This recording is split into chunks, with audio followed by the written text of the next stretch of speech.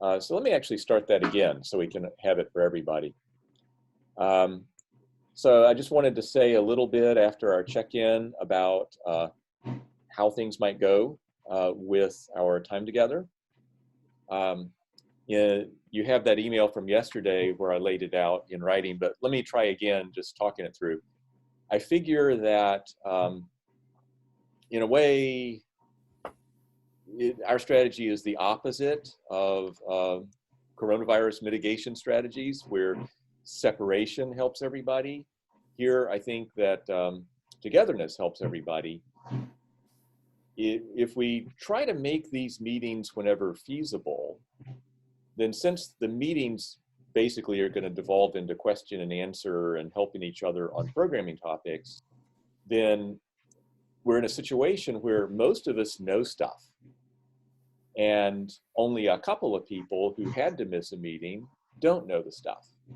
And it's going to be easier to get to those people, easier for me to get to those people because there's few of them, but also easier for them to get to somebody, like to get help from y'all, either through a Zoom meeting or, a discussion board that we set up on Canvas.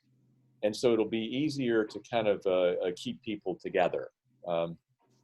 And also, the more you can make meetings and the more you know stuff, then the more you're able to help somebody who doesn't know, and that feels good. But also, the more meetings you make and the more you know stuff, the more it becomes possible to miss a meeting from time to time, because of the general strength of shared knowledge. Heck, it's not like the only thing we're thinking about is our classes. In the whole response to the coronavirus situation, there's all this really cool stuff that we can be doing for other people now, particularly since we're basically young and healthy. So looking around, well, okay, Haley sneezed, but I assume she's still young and healthy. But, like looking around neighborhood and community and whatnot, over the next few weeks, we're going to be finding who are the old folks, who are the sick folks that we want to be, stepping in and doing the shopping for and stuff like that. So there's all these ways we're going to be coming forward for our neighbors. And so there are going to be times when it's pretty reasonable to miss a meeting, to help somebody else.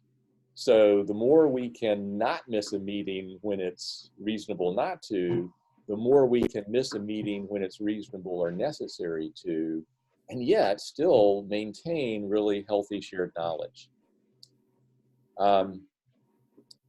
That being said, I'm going to be doing the usual online things of trying to put stuff out there that's asynchronous.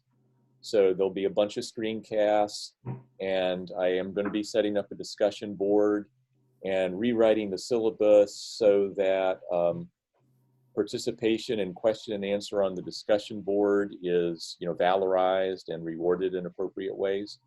So we'll have strong asynchronous support, and that way, we don't have to stress out if, some meetings don't get attended as much as others. I don't know. That being said, I really don't know.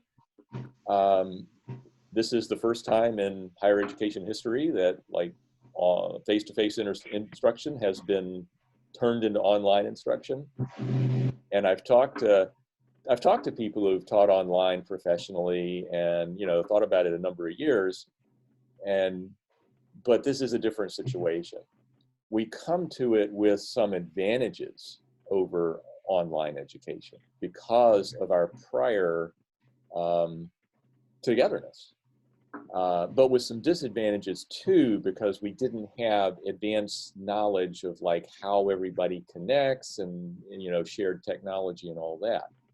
So it's gonna be different, and I'll modify stuff as needs to be, and I plan to stay pretty relaxed about it. I have a great deal of confidence in all of y'all.